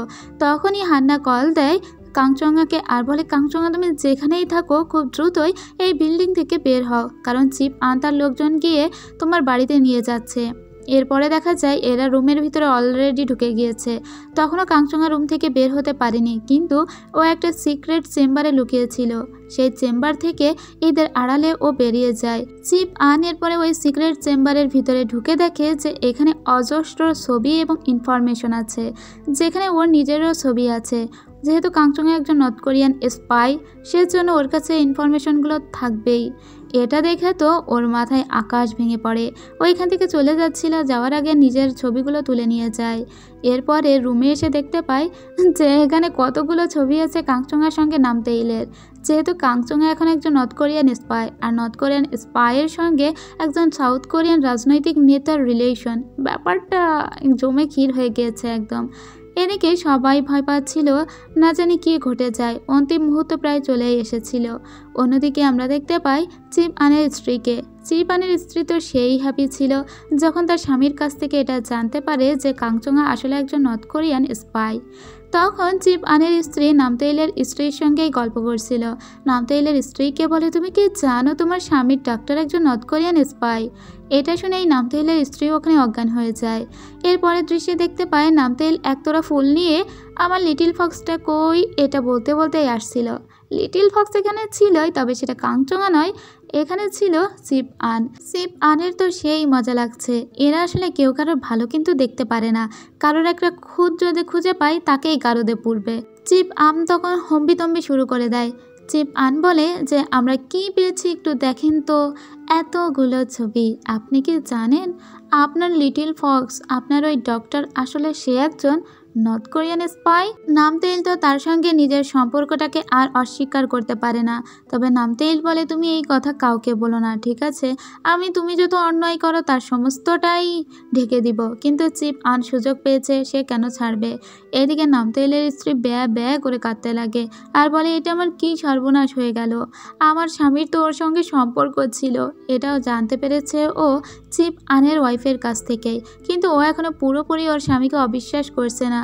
এরপরে নামতেইলের স্ত্রী ওই জ্যোতিষীর কাছে কল দেয়, কারণ জ্যোতিষীর সঙ্গে বোঝাপড়া আছে। জ্যোতিষী বলেছিল ওই ডক্টরকে তার হাজব্যান্ডের পাশাপাশি রাখতে। ওই জ্যোতিষী কেন এই কথা বলেছিল এটা জানার জন্যই নামতেইলের ওয়াইফ এখন কল দেয়, কিন্তু ওই জ্যোতিষীর নাম্বার অফ ছিল। এরপরে চিপ আনের স্ত্রীও কল দিয়ে দেখে যে আসলেই নাম্বার অফ। তখন চিপ আনের স্ত্রীরও কিছু একটু সন্দেহ হয়েছিল। ও তখন ওর বাড়ির সার্ভেন্টকে ডেকে বলে যে এখনই লিন্ডাকে কল দাও, লিন্ডা কোথায় আছে সেটা দেখো। কল দিয়ে দেখা যায় যে লিন্ডার কোনো নাম্বার টাম্বার নেই, আর তাছাড়া লিন্ডা কখনো কোনো গ্রুপের হয়ে কাজই করেনি, ও কোনো আমেরিকা টিকা থেকেও আসেনি। এবার তো হম্বিতম্বি শুরু হয়ে যায় চিপ আনের ওয়াইফের নিজেরই। ওর তো অনেকগুলো টাকা লিন্ডাকে দিয়ে বসে আছে, কিন্তু লিন্ডা নামের কাউকেই আমেরিকাতে পাওয়া যায়নি বলে জানা হয়।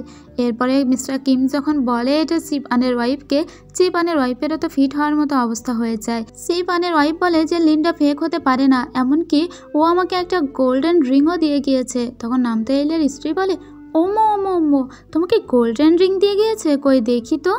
আরে এটা তোমাকে ডায়মন্ড বলেছে, এটা তো জিরকন। জিরকন দেখো, মুখের হাওয়া দিলেই এটা একদম ধূসর হয়ে যাচ্ছে। দেখছো, এটা যদি সত্যিকারের ডায়মন্ড হতো তাহলে এরকম ঝাপসা হয়ে যেত না।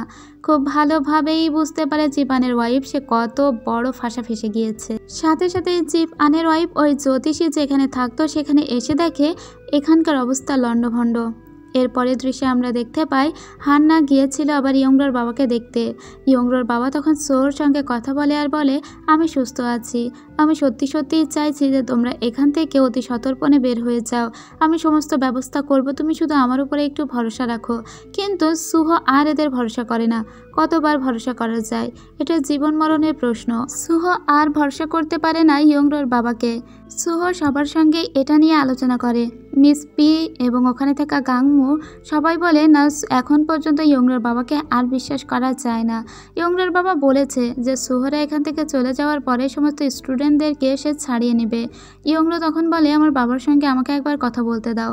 ইয়ংরোর বাবাকে বলে, বাবা এখান থেকে সুহরা যখন বের হয়ে যাবে আমিও সুহর সঙ্গে ওর সাথে সাথে যাব। যতক্ষণ না ও গাড়িতে উঠছে ততক্ষণ আমি ওর সঙ্গেই থাকবো। এরপরে আমি স্টুডেন্টদের সঙ্গে বের হয়ে চলে আসব। তুমি কি এটাতে রাজি আছো? তখন ইয়ংরোর বাবা বলে ঠিক আছে, যদি তাই করতে চাও তাই হবে। কিন্তু যখন এখান থেকে হান্না চলে যায় তখনই ইয়ংরোর বাবা প্রচণ্ড ক্ষোভ প্রকাশ করে বলে, আমার মেয়েটা কি বাঁচতে চায় না নাকি? এদিকে সুহ এবং ইয়ংরো দুজনেই চিন্তা করছিল যে এদের দুজনের প্রতি এই কম দিনেই কত তীব্র ভালোবাসা, কিন্তু তারপরে ওরা কখনো এক হতে পারবে না, এই যন্ত্রণা ওদের কুড়ে কুড়ে খাচ্ছিল। এর পরের দৃশ্যে দেখতে পাই ইয়ংরোর বাবার কাছে বর্তমান প্রেসিডেন্ট কল দিয়ে বলে, আপনি করছেনটা কি? এখনো পর্যন্ত কোনো একটা সিদ্ধান্তে পৌঁছাতে পারলে না? ও হয় ওদের ডরমেটরি উড়িয়ে দিন, না হলে ওদেরকে বের করে দিন। যাই হয় একটা করুন। মেয়েকে বাঁচাতে গিয়ে আপনার ইলেকশনটা আপনি খেয়ে ফেলবেন না, ঠিক আছে? নিজের মেয়ের কথা ভাবতে গিয়ে তো ইলেকশনটাকে একদমই ফোকাস করছেন না। এদিকে সুহ ইয়ংরোকে আবারও সেই লকেটটা দিয়ে দেয়। এদিকে ইয়ংরোর বাবার মন আবারও ঘুরে গিয়েছে। এখন তার মন সম্পূর্ণ হয়ে গিয়েছে রাজনৈতিক মোনা। অন্যদিকে আমরা দেখতে পাই চিপ আন খুব টর্চার করছিল নামতেইলের সঙ্গে। নামতেইল বলে যে তুমি এখন আমাকে একটু গড়াতে পেয়ে ইচ্ছা মতো মারধর করছো। তুমি যখন ঝামেলায় পড়বে তখন তোমাকে কে উদ্ধার করবে? তখনই চিপ আনের কাছে তার ওয়াইফের কল আসে। আর বুঝতেই পারছেন চিপ আন নিজেও ফেসে যাচ্ছে। এর পরের দৃশ্যে আমরা দেখতে পাই যে কমরেড জোকে অনেক মানানোর চেষ্টা করছিল সবাই, কিন্তু কমরেড জোকে কেউ মানাতে পারে না। কমরেড জোকে কিন্তু এই মহিলাই বলেছিল সুহকে মারার জন্য। ইভেন ওই মহিলা এখনও বলছে সুহকে বারবার মারার জন্য। এদিকে কাংচঙ্গাকে দেখতে পায় ও নিজের পাসপোর্টটা নিতে একটা জায়গায় গিয়েছিল, কিন্তু ওর উপরেও কারা যেন নজরদারি করছিল। এদিকে সুহ বসে বসে এটাই ভাবছিল যদি এখন কাংচঙ্গা ফিরে আসে তাহলেই সব থেকে ওরা সেভ, কারণ ওদের কাছে 300 বিলিয়ন ওন থাকবে, তাহলে কেউ সহজে ওদের গায়ে আর হাত তুলতে পারবে না। এদিকে মিস পি খেবুনককে ধরে ফেলেছিল।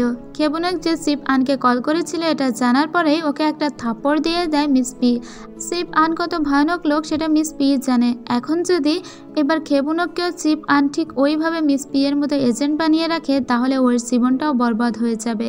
অন্যদিকে চিপ আনের তো মাথায় বাস পড়েছিল, কারণ ফান্ডের টাকা 300 বিলিয়ন ওন, সেই টাকাটা ওরা হারিয়ে ফেলেছে। তাই চিপ আন এখন নিজেই নামতেইলের কাছে বর্ষতা স্বীকার করে আর বলে আপনি আমাকে বাঁচান। তখন নামতেইল বলে ঠিক আছে, তুই যে চরটা আমাকে মেরেছিলিস সেই চরটা আমাকে মারতে দে। কিন্তু তখন কান্নাকাটি শুরু করে দেয় চিপ আন আর বলে আমাকে মারবেন। আর এটা দেখে আর মারে না নামতেইল, বলে ঠিক আছে চলো কাজে নেমে পড়া যাক। দুজন তখন একসাথে থাকে। চিপ আন বলে আমি সবসময় আপনার সাথে আছি, আপনি যা করবেন আমি তাই করব। এখন নামতেইল পূর্ণ ক্ষমতা তুলে নিয়েছে এবং রিমোট কন্ট্রোলার নিজেদের কাছে রেখে দিয়েছে, কারণ এখানকার চারিদিকে ওরা নিজেরাও বোম ফিট করে রেখে দিয়েছে। এদিকে ইয়ংরো এবং সো কথা বলছিল, ঠিক তখনই দেখা যায় কমরেড জো কিভাবে ছাড়া পেয়ে জানি বন্দুক নিয়ে এসে হাজির হয়েছে গুলি করবে বলে। তখন সো বলে দেখো তোমার শত্রুতা আমার সঙ্গে থাকতে পারে, বা তোমাকে তোমার সুপারভাইজার আদেশ দিয়েছে হয়তো আমাকে মারতে, কিন্তু ইয়ংরো তো কোনো ভুল করেনি, তাই ইয়ংরোর দিকে একদম কোনো ফুলের টোকা দেওয়ারও চেষ্টা করবে না। কমরেড জোকেও বোঝানোর চেষ্টা করলেও কমরেড জো বোঝায় না। কমরেড জো এখনও তার দেশের প্রতি পূর্ণ বিশ্বাস রেখেই এগিয়ে যেতে চাইছে। সুহ কমরেড জোকে বলে আমি যদি এখানে মরেও যাই তুমি কিন্তু বাঁচতে পারবে না, আর তুমি না বাঁচলে তোমার ফ্যামিলিকে কেউ দেখবে না। ঠিক তখনই পিছন থেকে চলে আসে কাংচঙ্গা। কাংচঙ্গা কমরেড জোয়ের পায়ে গুলি করে আর বলে তোমার সাহস কি করে হয় সুহর দিকে তুমি বন্দুক ধরো। সুহকে এসে বলে আজকে মাঝরাতেই কিন্তু ওরা এই ডরমেটরিটা একদম উড়িয়ে দিবে, তার ভিতরেই আমাদেরকে কাজ করতে হবে। এদিকে আমরা দেখতে পাই যখনই নামতেইল এসেছিল ক্যাম্পে ঠিক তখনই ইয়ংরার বাবাও এসে হাজির। নামতেইল বলে আপনি না উঠতে পারছিলেন না, তাহলে হেঁটে ক্যাম্প পর্যন্ত কিভাবে আসলেন? অতি আশ্চর্য ব্যাপার। এবার তো ফেসে যায় আবারও চিপ আন, এখনও যাবে কোন দিকে? এদিকে ইয়ংরার বাবা বলে তুমি আমাকে গুলি করেছো, আমাকে মারার চেষ্টা করেছো, তার জন্য তোমাকে অ্যাটাক করা হলো, তোমাকে হাত করা পড়ানো হলো। ঠিক তখন নামতেইলের স্ত্রী এখানে চলে আসে। নামতেইল বলে কি তোরা আমাকে অ্যাটাক করবি, জীবনেও পারবি না, তাহলেই কিন্তু আমি ওই ডরমিটরি উড়িয়ে দিব। ঠিক তখনই নামতেইলের কাছে কল করে কাঞ্চনা আর বলে হানি আমাদের না মালদ্বীপ যাওয়ার কথা ছিল, তুমি যাবে না? ব্যাস এখানে এই খেলাটা জমে উঠেছিল। নামতেইলের স্ত্রী বলে তোমাকে হানি বললো কে, ওই কাঞ্চনা নাকি? হ্যাঁ, তুমি ওর সঙ্গে এতদিন প্রেম করে চলেছো? নামতেইল বলে ওর সঙ্গে আমার কোনো সম্পর্ক নেই, তোমরা প্রমাণ দেখাও যে ওর সঙ্গে আমার কোনো সম্পর্ক আছে কিনা। কিন্তু অলরেডি সব প্রমাণ তো পুড়িয়ে দিয়েছিল সিপ আন এবং নামতেইল যখন একসঙ্গে হয়ে কাজ করতে শুরু করে দিয়েছে।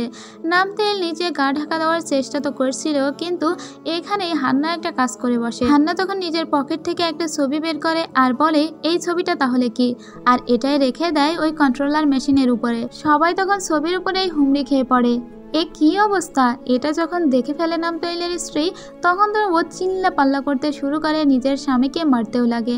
নামতেইল ওই ছবিটা নিয়ে নিতে চাইছিল, এদিকে ওর স্ত্রী তো এইভাবে কামড়াকামড়িও শুরু করে দিয়েছে। চিপ আন ফেসে গিয়েছে। চিপ আন এখন ইয়ংরার বাবার পক্ষে চলে আসে আর আবারও নামতেইলকে অ্যাটাক করে নিয়ে যাওয়া হয়। আর এটাই তো চাইছিল কাঞ্চনা, এখান থেকে অন্তত এখন নামতেইলকে সরিয়ে দেওয়া, তাহলে হয়তো আজকে রাত্রে যে ডরমিটরি ওড়ানোর কথা আছে সেটা অনেকটা হলেও আটকানো যাবে। এখন কাঞ্চনা বলে কিছুক্ষণের ভিতরেই আমরা রেডি হয়ে এখান থেকে বেরিয়ে পড়ব। আর কমরেড জো, তুমি কি আমাদের সঙ্গে যেতে চাও? তুমি যদি যেতে চাও তাহলে রেডি হয়ে নাও, আর যদি না যেতে চাও তাহলে এখানে পড়ে মরে থাকো। এরপরে কাঞ্চনা এটাও বলে তোমার সুপারভাইজার চই ইরান না, চই ইরান কেন সুহোকে মারতে চায়? তখন তো সুহো অবাক হয়ে যায় চই ইরানের নামটা শুনে। চই ইরান শুধুমাত্র সুহোকে মারতে চায় সুহোর বাবাকে পথ থেকে সরানোর জন্য। কিন্তু সব থেকে বড় বিষয়টা কি আপনারা জানেন? এখানে আছে সব থেকে বড় টুইস্ট। আপনারা অলরেডি জানেন যে সুহো কিন্তু তার বাবার আসল ছেলে নয়, বরং পালিত ছেলে। তার বাবা সুহোকে কাজে লাগাচ্ছে, কিন্তু সুহোর মাকে জানেন? সুহোর মা হলো এই মহিলা, যে মহিলাই সুহোকে মারতে চাইছে। সুহোর পালিত বাবা বলে তুমি তো তোমার ছেলেকেই বারবার মারতে চাইছো, তোমার কি মনে আছে তোমার একটা ছেলে আর একটা মেয়ে ছিল যাকে আমিই লালন পালন করেছি, তুমি শুধুমাত্র আমার এই পদে আসার জন্য তোমার ছেলেকেই মারতে চাইছো, তুমি কি মা? তখন সুহোর মা বলে আমার ছেলে, সেই ছোট্টবেলায় আমি তাদের ত্যাগ করেছি আর সেখান থেকেই তারা আমার কাছে মৃত, তাই শুধু শুধু আমার ছেলের কথা বলে আমাকে ভয় দেখিয়ে লাভ নেই। আসলে এই মহিলার ক্ষমতা পাওয়ার লোভ এতই বেশি যে এ ধরাকে সরাজ্ঞান করছে। ইভেন নিজের ছেলের প্রতি বিন্দু পরিমাণ মায়া মমতা কিচ্ছু নেই। মানুষ এতটা পৈশাচিক কিভাবে হতে পারে? তাই এই মহিলার ক্যারেক্টার না দেখলে আপনারা বুঝবেনই না। ইভেন নিজের ছেলে মেয়ের প্রতি বিন্দু মাত্র সহানুভূতি তার কাজ করলো না, শুধুমাত্র সে ক্ষমতায় বসবে। এদিকে সুহর মনে পড়ে তার মায়ের কথা, যেদিন তার মা তাদেরকে ছেড়ে চলে গিয়েছিল তার বাবা মরে যাওয়ার পরে।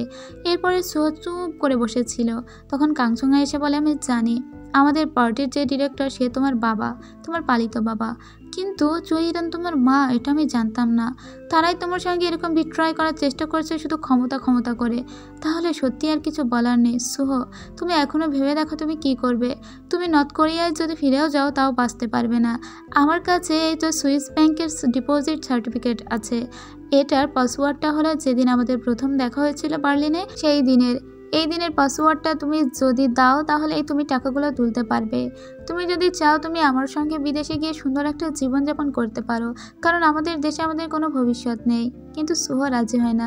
এদিকে আমরা ওই পড়ুয়া মেয়েটিকে দেখি, ও দেখতে পাই উপর থেকে যে ওদের নাইট গার্ড অর্থাৎ মাংদং দাদু, সে কারোর সাথে একটা অকিটকিতে কথা বলে আর বলে ঠিক আছে আমি সুহো এবং তার দুই কমরেডকে মেরে মোরান হিলকে নিয়ে ফিরে যাব, মোরান হিলের সঙ্গে টাকাগুলোও নিয়ে ফিরে যাব। এটা ওই চশমা পড়ুয়া মেয়েটি সব শুনে ফেলে। এর দাদুও বুঝতে পারে যে কেউ একজন কোনো কথা শুনে ফেলেছে, তাই দাদুও ফলো করতে লাগে ওই মেয়েটিকে। কিন্তু মেয়েটি তখন অভিনয় করতে লাগে যে ও কিচ্ছু শুনতে পায়নি, ও প্রচণ্ড ভয়ে ছিল। কেউ ভাবেইনি যে এই বুড়ো দাদুটিও একজন নর্থ কোরিয়ান স্পাই। এদিকে সুহো আবারও ইয়ংরোর বাবার সঙ্গে কথা বলে। ইয়ংরোর বাবা বলে আমি তোমাদের জন্য জাহাজ ঠিক করে রেখে দিয়েছি, তোমরা যদি বের হতে পারো তাহলে ওই জাহাজে গিয়ে চড়লেই তোমরা খুব নিরাপদে নর্থ কোরিয়ায় ফিরে যেতে পারবে। সুহরা রেডি হয়ে নিয়েছিল এখান থেকে চলে যাওয়ার জন্য। তখন কাংমু সুহোকে বলে যে তুমি আর কখনো আমার সামনে ফিরে এসো না, কারণ আমাদের যতবার দেখা হয়েছে আমাদের ততবার দ্বন্দ্ব হয়েছে, তাই তোমার আর ফেরার কোনো প্রয়োজন নেই। আমি চাই আমাদের কখনো আর দেখা না হোক, তাহলে তুমিও ভালো থাকবে আমিও ভালো থাকবো। এরপরে ওরা দুজন হাতে হাত দেয়। আসলে ওরা কেউ কারো খারাপ চায় না। ইয়ংরা চুপচাপ বসেছিল। ইয়ংরা জানে সুহো যদি আজকে চলে যায় হয়তো কোনোদিন আর সুহোর সঙ্গে দেখা হবে না। ইয়ংরার সঙ্গে শেষবারের মতো সুহো বিদায় নিতে এসেছিল। সুহো জাস্ট অর্ডিনারি কিছু কথা বলে যে হয়তো আমাদের কখনো আর দেখা হবে না, দেখা হওয়াটাও সম্ভব না। যদি বেঁচে থাকি তাহলে আমি তোমাকে কোনোদিন ভুলবো না। এটা বলে সুহো মায়া কাটিয়ে চলে যাওয়ার চেষ্টা করেছিল, কিন্তু ইয়ংরা পিছন থেকে সুহোকে জড়িয়ে ধরে। ওর একটু ইচ্ছে করেছিল না সুহোকে যেতে দিতে, কিন্তু জীবন মরণের এই সন্ধিক্ষণে ওদেরকে তো মায়া কাটাতেই হবে। সুহো মায়া কাটিয়ে ওখান থেকে চলে যায়। এদিকে খেবুনকেরও খারাপ লাগে, কারণ ওরও মনে মনে ভালো লেগেছিল কমরেড জোকে। অন্যদিকে দাদুও ব্যাগপাতে গুছিয়ে নিয়েছিল এখান থেকে চলে যাবে বলে। চাশমিশ ওই মেয়েটি এটাও দেখে ফেলে। ও দ্রুত দৌড়াতে দৌড়াতে মিস পি এবং গাংমোর কাছে এসে বলে, নাইট গার্ড দাদুও কিন্তু একজন নর্থ কোরিয়ান স্পাই। তাকে আমি একজনের সঙ্গে ফোনে কথা বলতে শুনেছি। সে বলেছে সুহো এবং তার 2 কমরেডকে মেরে টাকা নিয়ে মোরান হিলের সঙ্গে ফিরে যাবে। এটা শুনেই গাংমো বুঝতে পারে যে এর ভিতরে বড় কোনো ষড়যন্ত্র চলছে। সুহোকে আসলে নর্থ কোরিয়ানরা মারতে চাইছে। যখন ইয়ংরো এটা শুনে ইয়ংরো দৌড়ে চলে যায় সুহোকে ডাকতে ডাকতে। সুহো তখন চলেই যাচ্ছিল, পিছন থেকে ইয়ংরো সুহো বলে ডেকে ওঠে, বাট সুহো এখন আর দাঁড়াতে পারে না। কাংচঙ্গা বলে, কি করছো, দ্রুত চলে এসো। এরপরে ওরা চলে যায়। এদিকে ইয়ংরোর বাবা এবার মাঠে নেমে চলে এসেছিল। অন্যদিকে আমরা মানদংকে দেখি ও পালিয়ে চলে যায়। মানদংকে ফলো করতে করতে তার ছেলেও চলে যায়। এদিকে সুহোকে খুঁজতে খুঁজতে গলির পথ ধরে ইয়ংরো এসে দাঁড়িয়ে পড়লেও ইয়ংরোকে আটকে দেয় গাংমো। এদিকে আমরা দেখতে পাই অনেক দূর চলে এসেছিল মানদং। তখন নিজের ছেলেকেই বলে, এখান থেকে ফিরে যাও, তোমাদের সাথে কখনোই আমার আর যোগাযোগ থাকবে না। এটা বলে ছেলেকে রেখেই চলে যায়। এদিকে সুহোরা একটা গাড়িতে করে যাচ্ছিল, কিন্তু সামনেই চেক পয়েন্ট ছিল। সুহোর চেহারা সবাই জেনে গিয়েছে, তাই সুহো এবং কাংচঙ্গা ওই গাড়িতে না গিয়ে বাকি 2 জনকে পাঠিয়ে দেয়। এদিকে হান্না সেই সাংবাদিককে নিয়ে বের হয়ে এসেছে। সোজা হান্না চলে যায় ব্রডকাস্টিং রুমে। ওখান থেকে লাইভ দেখানো হবে। স্টুডেন্টদের একটু পরে ও বের করে আনবে, তার জন্য পুরো জাতির উদ্দেশ্যে ও কিছু বক্তৃতা রাখে, যেখানে কি স্ক্যাম চলছে রাজনীতি নিয়ে তার সমস্তটাই ও জানিয়ে দেয়। ইভেন স্টুডেন্টরাও ব্যাপারটা এখন খুব ভালোভাবেই বুঝতে পারে। এদিকে সুহো এবং কাংচঙ্গা অনেক পথ ঘুরে তারপরে যাচ্ছিল। ওদের অনেক রাত হয়ে গেলে ওরা একটা জায়গায় বসে নিজেদের ভিতরে কিছু কথা বলে। এর পরের দৃশ্যে আমরা দেখতে পাই যে ওই 2 জন কমরেড ওরা কিন্তু নদীতে চলে এসেছিল এবং জাহাজে বসেছিল। জাহাজটি ছাড়ার এখনো সময় হয়নি, জাহাজ ছাড়বে একদম ভোরে, তাই ওরা কাংচঙ্গা এবং সুহোর জন্য ওয়েট করছিল। ঠিক তখনই দেখা যায় ওদের 2 জনকেই মানদং মেরে দিয়েছে। যেহেতু মানদংকে নর্থ কোরিয়া থেকে পাঠানোই হয়েছিল নোটিশ যে এদের 2 জনকে মেরে দিতে হবে। মেরে পানিতে ফেলে দেওয়া হয় এবং মানদংয়ের সঙ্গে আরও একটি লোক ছিল, যেও সাউথ কোরিয়াতে এতদিন লুকিয়েছিল। এদিকে নামতেইলের কাছে বর্তমান প্রেসিডেন্ট কল দিয়ে বলে, নামতেইল সমস্ত ব্যাপারটা অলরেডি সামলে নাও, না হলে এত দেরি কেন করছো। নামতেইল তখন ইয়ংরোর বাবাকে সরিয়ে নিজেই সমস্ত দায়িত্ব নিজের কাঁধে তুলে নেয়। নামতেইল তখন রেডি হয়ে চলে আসে নিজের বাড়িতে।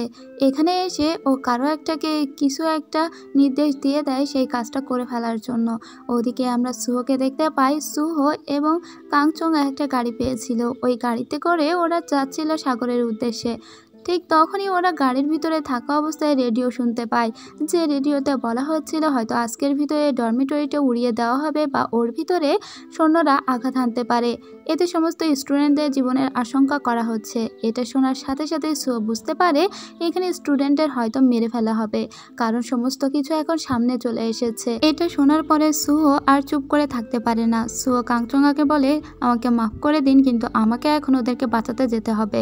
সাথে সাথেই আমরা মানদংকে দেখতে পাই এদেরকে অ্যারেস্ট করে, এদেরকে গাড়ি থেকে নামতে বলে। সুহো তো অবাক হয়ে যায় মানদংকে দেখে। ও কোনো মতে বুঝতেই পারেনি এটাও একটা নর্থ কোরিয়ান স্পাই।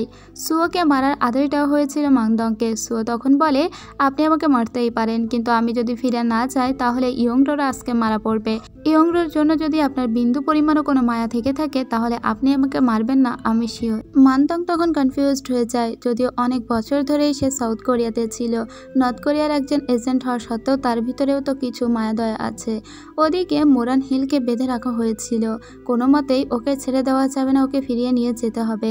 অন্যদিক থেকে আরও একজন স্পাই এসে সুহোকে মারতেই যাচ্ছিল, তখন মানদং ওই লোককে মেরে দেয় এবং ওই লোক মানদংকে মেরে দিয়ে দুজনেই ওখানে কুপকাত হয়ে পড়ে যায়। এই অবস্থায় সুহো বেঁচে যায়।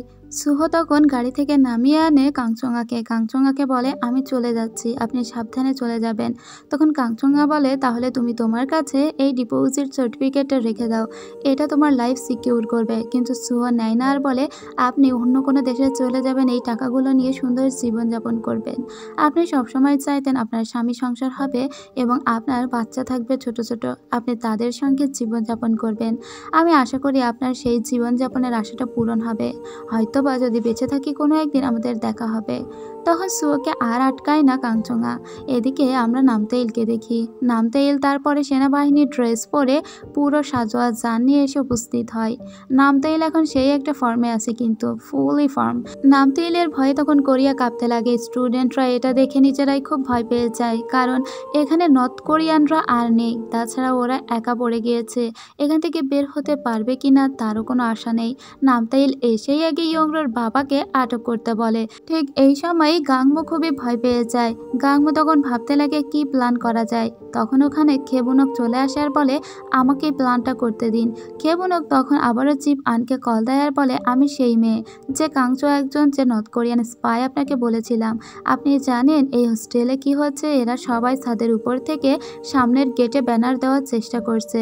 আপনার পিছনের সমস্ত ফোর্সকে সামনে পাঠিয়ে দিন, না হলে এরা কিন্তু এক্ষুনি বাহিরে বেরিয়ে যাবে। এরা সবাই জানতে পেরেছে এটা একটা রাজনৈতিক স্ক্যাম। তখন চিপ আন ওই মেয়ের সমস্ত কথাই বিশ্বাস করে আর পিছনের যেসব ফোর্সগুলো পাহারা দিচ্ছিল তাদের সবাইকেই সামনে পাঠিয়ে দেয়। মাত্র কয়েকজন ফোর্সকে ওখানে রেখে দেয় আর এরা সবাই গলির পথ ধরেই যাচ্ছিল। কিন্তু এরা সবাই গেলেও ওদের যে রাঁধুনি মহিলাটি ছিল, ওই মহিলাটির মাথায় গন্ডগোল ছিল। ওই মহিলা তখন কিচেনের দিকে দৌড়াতে লাগে আর বলতে লাগে, আমার ছেলে এখানে আছে। আসলে ওই মহিলা মনে হয় ছেলের সঙ্গে অনেকটা পাগল হয়ে গিয়েছে। ঠিক তখনই ওখানে ব্লাস্ট হয়ে যায়, কারণ এই বিল্ডিংয়ে তো মাইন ফিট করা ছিল। ব্লাস্ট হলে ওই মহিলা ওখানে পড়ে যায় এবং মিস পি, ইয়ংরো আর খেবুনক ওই মহিলাকে বাঁচাতে যায়। এদিকে স্টুডেন্টরা সবাই অবরুদ্ধ হয়ে আছে। গাংমো সব স্টুডেন্টদের বের করতে যাবে যখন, তখনই দেখে সুয়ো অপর পাশে চলে এসেছে। বাইরে যে কয়জন সৈন্য ছিল, সুয়ো নিজে তাদেরকে মেরেছে। ওদিকে জাং হান্না একটা গাড়ি নিয়ে এসে উপস্থিত হয়েছে। এখানে সবাইকে তুলে দিয়ে ওরা দেখে যে এখনো পর্যন্ত ইয়ংরো মিস পি কেউ আসেনি। তাই গাংমো জাং হান্নাকে বলে, ওদেরকে নিয়ে তুমি চলে যাও, আমি দেখছি ভিতরে কি হচ্ছে, ভিতরে সমস্তটা দেখে আমি তোমার সঙ্গে যোগাযোগ করব। জাং হান্নার ওকে ছেড়ে যেতে খারাপ লাগলেও এখন কিচ্ছু করার নেই। জাং হান্না তখন ওই মেয়েগুলোকে নিয়ে গাড়ি চালিয়ে এখান থেকে চলে যায় খুব সতর্পণে। আর এটা কিন্তু কেউ এখনো বুঝতেই পারেনি। এদিকে সুয়ো ইয়ংরোর খোঁজে ভিতরে এসে দেখে যে এখানে ওদের ওই রাঁধুনি মহিলাটি মারাত্মকভাবে ইনজুর্ড হয়ে গিয়েছে। সুয়োকে এখানে দেখে ইয়ংরো বলে, তুমি আবার কেন ফিরে এসেছো? তুমি তো জানো এখন আমরা জীবন মৃত্যু সন্ধিক্ষণে দাঁড়িয়ে আছি। সুহো আর কোনো কথা না বলে নিরাপদ আশ্রয়ে ওদের নিয়ে যাওয়ার জন্য বলে। গাংমো তখন সুয়োকে ছেড়ে যেতে চাইছিল না। সুয়ো বলে, আমার কাছে গান আছে, আমি এদিকে এদেরকে আটকানোর চেষ্টা করছি, তুমি ওদের নিয়ে যাও। কিন্তু ইয়ংরো কোনোভাবেই সুয়োকে ছেড়ে যেতেই চাইছিল না। ইয়ংরো প্রচণ্ড কাঁদতে লাগে। এদিকে সুয়ো যদি এখানে না থাকে তাহলে কিন্তু ইয়ংরোরা সবাই মারা পড়বে। ইয়ংরোরা সবাই যখন গেট থেকে বের হবে এরকম একটা পরিস্থিতিতে চলে এসেছে, তখন ইয়ংরো নিচে নেমে আবার সুয়োর কাছে দৌড় দেয়। মিস পি তখন চিৎকার দিয়ে ওঠে। ইয়ংরো আবার সুহোর সামনে এসে দাঁড়িয়ে পড়ে। সুহো ইয়ংরোকে বলে, তুমি কেন চলে এসেছো? তুমি ওখানে চলে যাও, এখানে আমার সঙ্গে থাকলে তুমি বাঁচতে পারবে না। এদিকে গাংমো ওদেরকে কোনোভাবে সাবধানে বাইরে নিয়ে গিয়েছিল আর সুহো ইয়ংরোকে নিয়ে চিলেকোঠার ওই রুমে আসে। সুহোর অলরেডি গুলি লেগেছিল। সুহো নিজে বুঝতে পারে যে ও আর বাঁচবে না। সুহো তখন নামতেইলকে কল দেয় আর বলে যে আমি এখানে আছি, আমার কাছে বিআর ব্যাংকের সেই পাসওয়ার্ডটাও আছে যেটা আমি আর ইয়ংরো জানি। তুমি যদি ওই পাসওয়ার্ডটা জানতে চাও তাহলে কোনো মতেই ইয়ংরোর গায়ে ফুলের টোকাও দিবে না, তাহলে কখনো জানতেই পারবে না বিআর ব্যাংক সুইচের পাসওয়ার্ডটা কি। তাহলে 300 বিলিয়ন ওনও তোমরা কখনো পাবে না। আসলে সুয়ো এটা নামতেইলকে এজন্য বলেছিল যাতে কেউ ইয়ংরোকে না মারে। এখানে কিছুক্ষণ পরে সৈন্যরা এসে হাজির হয় আর ওরা এলোপাথারি গুলি করতে শুরু করলে সুয়ো সেই গুলিগুলো সব নিজের গায়ে নিয়ে নেয় আর ইয়ংরোকে বাঁচিয়ে দেয়। সুহো তখন আস্তে আস্তে মাটিতে ঢলে পড়ে। এরা যখন ইয়ংরোকেও মারতে যাচ্ছিল ঠিক তখনই ওইখানে নামতেইল এসে যায় এবং সবাইকে থামতে বলে, কারণ এদেরকে নামতেল যোগাযোগ করতে পারেনি। নামতেল এসে বলে, তোমরা কি করছো, এই গুলিগুলো চালিও না। তো কোনো রকমে এখানে ইয়ংরোকে বাঁচিয়ে রাখা হয়। আর সু তার অশ্রু ভেজা নয়নে কেবল ইয়ংরোর দিকেই তাকিয়ে থাকে। ইয়ংরোকে ওরা ধরে নিয়ে যায় আর সুয়োর কাঁধে যে ব্যাগটা ছিল সেই ব্যাগটা জিপ আন নিয়ে যায়। এখানে সুয়ো পড়ে থাকে নিথর হয়ে। সুহো আর কিছুই বলতে পারে না, কিন্তু ইয়ংরোকে এখান থেকে নিয়ে যাওয়ার আগে সুহো ওর কাছে একটা ক্যাসেট দিয়েছিল, যে ক্যাসেটটাও নিজে রেকর্ড করেছিল ইয়ংরোর ওই রেডিও থেকে। ইয়ংরোকে ধরে নিয়ে যাওয়া হয় আর সুহোর নিথর দেহ ওখানে পড়ে থাকে। কয়েকদিন পরের ঘটনা দেখানো হয়, যেখানে আমরা দেখি ওই 3 নেতার বাড়িতে দুদক ঢুকে যায় আর তাদের যত অবৈধ সম্পদ ছিল তার সবকিছু সিজ করা হয়। এদিকে ইয়ংরো সৎমা কিছু টাকা পয়সা নিয়ে পালিয়ে যায়। পরে নিউজ আসে যে ওই 3 নেতাকে গ্রেপ্তার করা হয়েছে, কারণ দেশের ভিতরেই তারা অনেক অনৈতিক কাজকর্ম করার চেষ্টা করেছে। সামান্য রাজনৈতিক ব্যাপারকে স্কিম করে ওরা মানুষের জীবনকে পর্যন্ত পাত্তা দিচ্ছিল না। তাই 3 জনকেই এখন গারদে পুরে রাখা হয়। ইলেকশন তো দূরের ব্যাপার। তারপরে আমরা একটা সাদা ফুল নিয়ে গাংমো এবং জাংহান্নাকে যেতে দেখি। মূলত এটা সুহোর স্মৃতিস্তম্ভে দেওয়ার জন্যই ওরা যাচ্ছিল। সুহো মারা গিয়েছে এবং সুহোকে নদ করিয়ে ফিরিয়ে নেয়নি, তাই ওরা সুহোর কবরে যাচ্ছিল। অনেকদিন পরের দৃশ্য দেখি, সবকিছু আবার রিস্টোর করা হয়েছিল। যে হোস্টেলে এত ভাঙচুর হয়েছিল সেই হোস্টেলটাকে পুনরায় ঠিক করা হয়েছিল। হোস্টেলে এখনও মিস পিয়ের সাথে খেবুনক থাকতো। যে বুক স্টোরটাও নষ্ট হয়েছিল সেই বুক স্টোরটাও ঠিক করা হয়েছিল। একদিন সেই রুম ক্যাফেতে চলে আসে ইয়ংরো। ইয়ংরোকে একদিন সুহো বলেছিল যে ও যদি সাধারণ মানুষ হতো তাহলে ও হয়তো একজন সিঙ্গার হতে চাইতো। ইয়ংরো সুহোর রেখে যাওয়া সেই ক্যাসেটটা শুনতে লাগে, যেখানে সুহো বলেছে, ইয়ংরো তুমি আমার জীবনের সদ্য ফোটা ফুলের মতো। তুমি যখন আমার জীবনে এসেছো আমার জীবন রঙিন হয়েছে। তুমি ছাড়া আমার জীবন ছিল কেবল সাদা কালো আর দৌড়ে যাওয়া একটা জীবনের মতো। ইয়ংরো তুমি যেমন করে আমাকে ফিল করো আমি তার থেকেও অনেক বেশি তোমাকে ফিল করি। যদি আমাদের জীবনটা এমন না হতো হয়তো আমরা খুব সুন্দর কাপল হতে পারতাম, কিন্তু আফসোস আমি তোমার সঙ্গে শেষ অবধি থাকতে পারলাম না, বরং আমি তোমাকে আরো অনেক কষ্ট দিয়ে ফেলেছি। ইয়ংরো তুমি আমার বুকের ভিতরে বেড়ে ওঠা ঠান্ডা ফুলের মতো। যখন ভীষণ তুষারে চরাচর বরফে ছেয়ে যায় তার ভিতরেও একটা ফুল ফুটে ওঠে যার নাম স্নোড্রপ। তুমি আমার জীবনে তেমনই। আমার জীবনটা একদম ঠান্ডা শীতল, আর তুমি আমার সেই ঠান্ডা শীতল জীবনে বেড়ে ওঠা একটা স্নোড্রপ ফুল। ইয়ংরো এই কথাগুলো শুনে প্রচণ্ড কাঁদতে লাগে। সুহো এভাবে চলে গেল। তার সঙ্গে ঠিকঠাকভাবে সমস্ত কথাগুলো বলা হলো না, মনের কথাগুলো পর্যন্ত জানানো হলো না। ইয়ংরো প্রচণ্ড কান্নায় ভেঙে পড়ে। এরপরের দৃশ্যে আমরা দেখতে পাই ছোট্ট একটা ইমাজিনেশন, যেটা সবসময় চিন্তা করতো সুহো এবং ইয়ংরো। তাদের জীবনটা যদি সহজ হতো তাহলে হয়তো সুহো কোনো একটা বারে একদিন গিটার বাজাতে বাজাতে গান গাইতো আর সুহোর সামনে বসে ইয়ংরো সেই গানটা শুনতো। আর এর সাথেই ড্রামার গল্প শেষ হয়। তো কেমন ছিল হৃদয় বিদারক এই প্রেমের গল্প? আপনাদের হৃদয়কে কতটা স্পর্শ করে গিয়েছে বা কতটা যন্ত্রণা দিয়ে গিয়েছে আপনারা কিন্তু কমেন্ট করে জানাতে একদম ভুলবেন না। আমি যখন ড্রামাটা দেখেছিলাম তখন এটা অনগোয়িং চলেছিল। আমি প্রতিটা এপিসোডের জন্য অধীর হয়ে বসে থাকতাম। তবে যখন আমরা সবাই মিলে অনগোয়িং দেখেছিলাম তখন একবারও আশ করতে পারিনি যে এই ড্রামার এন্ডিংয়ে আমাদের এতটা কাঁদাবে। আসলে এন্ডিংটা ছিল অনেক হৃদয় বিদারক। একটা রুমের ভিতরে আবদ্ধ থেকেই তাদের এই চেনা জানা এত জানাশোনা, তারপরেও কি প্রচণ্ড ভালোবাসা। আসলে ভালোবেসে যুগে যুগে কেবল ছেলেরাই জীবন দিয়েছে।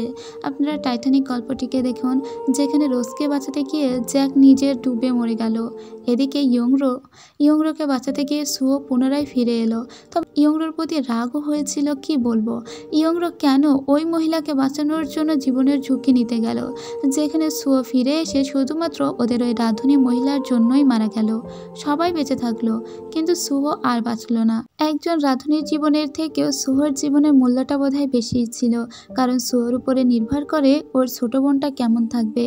কারণ নর্থ কোরিয়ার যে রুলস সেগুলো তো আপনারা জানেনই, তাদের পরিবারও অনেক ভোগান্তিতে পড়ে। যাই হোক, আর লম্বা না করি, আজকে এই পর্যন্তই। গল্পটি আপনাদের কেমন লেগেছে একদমই লাইক কমেন্ট করে জানাতে ভুলবেন না।